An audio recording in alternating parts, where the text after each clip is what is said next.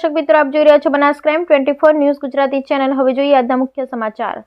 ડીસા આખોલ 4 રસ્તા પાસે પડેલા ખાડાઓ, તૂટેલી જાળીઓ અને ખુલ્લી ગટરોના ઢાંકણાથી લોકો પરેશાન। નેશનલ હાઈવે ઓથોરિટીના સત્તાધીશો જાણતા હોવા છતાં અજાણ બની હોતી હે ચલતી હે નીતિ અપનાવવામાં મસ્ત। ડીસા આખોલ 4 રસ્તા પાસે ઓવરબ્રિજ નીચે પડેલા ખાડાઓ, લોખંડની જાળીઓ સહિત ખુલ્લી ગટરોને લઈ વાહન ચાલકો સહિત રાહદારીઓમાં સતાવી રહ્યો છે અકસ્માતનો ભય। आप जे दृश्यों જોઈ રહ્યા છો એ यूपी बिहारना नहीं परंतु गतिशील गुजरातना ડીસા આખોલ हाईवे परना छे। ચોમાસાની શરૂઆત થતાની સાથે દર વર્ષે આખોલ 4 રસ્તા પર મુખ્ય નેશનલ હાઈવે પર ખાડા પડી જાય છે, ત્યારે આ વર્ષે પણ ચોમાસાની શરૂઆત થતાની સાથે મસ્ત મોટા ખાડાઓ પડી ગયા છે। જે ખાડાઓ ચોમાસું પૂર્ણ થયા હોવા છતાં આજે પણ નજરે પડી રહ્યા છે। નેશનલ હાઈવે ઓથોરિટીના સત્તાધીશોએ જાણે ગતિશીલ ગુજરાતના વિકાસને બદનામ કરવા માટે પ્રયત્નશીલ બન્યા હોય તેવું દેખાઈ રહ્યું છે। નેશનલ હાઈવે ઓથોરિટી અને ટોલ ટેક્સ એજન્સી દ્વારા દરરોજ વાહન ચાલકો પાસેથી કરોડો રૂપિયાનો ટોલ ટેક્સ વસૂલ કરી શકે છે, પરંતુ વાહન ચાલકોને માર્ગ સલામતી આપવામાં નિષ્ફળ સાબિત થઈ રહી છે।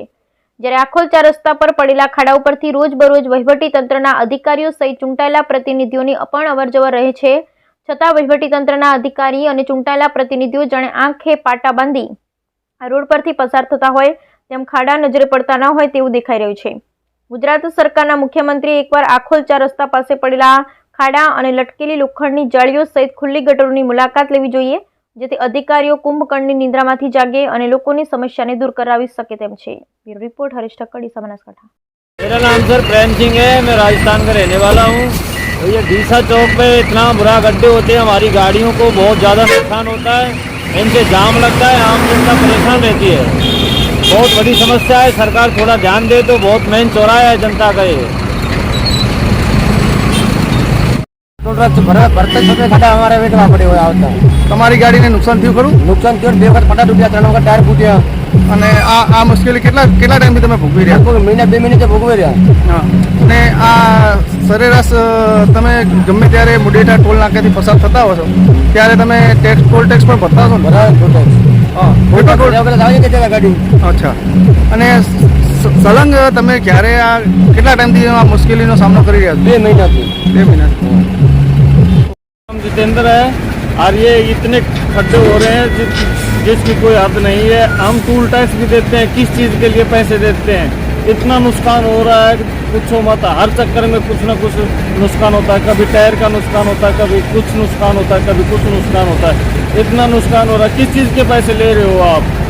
टूल टैक्स भी दे रहे हैं तो फिर आप किस चीज़ के ले रहे हैं? इन खड्डों को तो भर सकते हो, खड्डे तो ठीक करवा सकते हो ना आप। हर चीज़ आप टूल टैक्स तो बहुत जल्दी ले लेते हो, पर इन रोड का तो काम करवाओ, आप रोड तो ठीक करवाओ। इतना नुकसान हो रहा है, हर गाड़ी वाला परेशान है, हर गाड़ी वाला यानी कि लोग इतनी आराम से चल रहा है पूछो मत, यानी कि इतना टाइम लग रहा है, इतना नुकसान हो रहा है, हर गाड़ी वाले का नुकसान हो रहा है। मेरा नुकसान नहीं, हर गाड़ी वाले का नुकसान हो रहा है। મારું નામ પટેલ દીપેશ છે। અમે 4 રસ્તા આખોલના સ્થાનિક વેપારી છીએ। આ રોડ ઉપરના જે ખાડા અને જે તંત્ર દ્વારા જે આના ઉપર ધ્યાન દોરવામાં નથી આવતું એનાથી લોકો વસ્તી ખૂબ હેરાન થાય છે સર। અહીંયા આગળ એક તો વાતાવરણની તકલીફ અને આ લોકોની ધૂળ ડસ્ટના લીધે ખૂબ હેરાન થઈએ છીએ। અમે પોતે બીમાર થઈએ છીએ, અમારી ગાડીઓ બી બીમાર થાય છે અને રોજ ખાડામાં પડીને અમે લોકો હેરાન થઈએ છીએ। આ પ્રશ્ન 2 વર્ષથી થાય છે, પણ આનું કોઈ નિરાકરણ આવવા માટે નથી તંત્ર જવાબદારી લેતું કે નથી અહીંયાના રાજકીય નેતાઓ પણ કોઈ આ બાબત ઉપર સંપૂર્ણ નિષ્ક્રિય છે। એટલે આ ઝડપી શક્ય હોય એટલું ઝડપી આના નિરાકરણ લાવે। અને NHIમાં 10 વખત જાણ કરેલી છે, છતાં પણ આ લોકો આ ખાડાઓ પૂરવા માટે તૈયાર નથી। 2 જણા હદ માટેની ઝઘડા છે। NHI વાળા કહે છે આ અમારી હદમાં નહીં આવતો, થરાદવાળા કે અમારી હદમાં નહીં આવતો। એ બંને જણાને ડિસ્પ્યુટના લીધે આ ખૂણા ઉપર પાણી 2 વર્ષથી ભરાય છે, પણ આનું સોલ્યુશન હજી સુધી એ કરવા માટે તૈયાર નથી। એટલે તમારા મીડિયા દ્વારા અમે સ્થાનિક નેતાઓ તથા તંત્રના જે આના હોદ્દેદારો જે હોય એમને જાણ કરવા માગીએ છીએ કે ઝડપીથી ઝડપી આનો નિરાકરણ લાવે, નહીંતર પબ્લિક હેરાન થાય છે। બાકી અમારા 1-2 જણા કહેવાથી કોઈ પ્રશ્નનું સોલ્યુશન થવાનું નથી। આના સંપૂર્ણ જવાબદારી તંત્રની અને રાજકીય નેતાઓની હોવી જોઈએ અને એ એમને પુરાવર કરવી પડશે।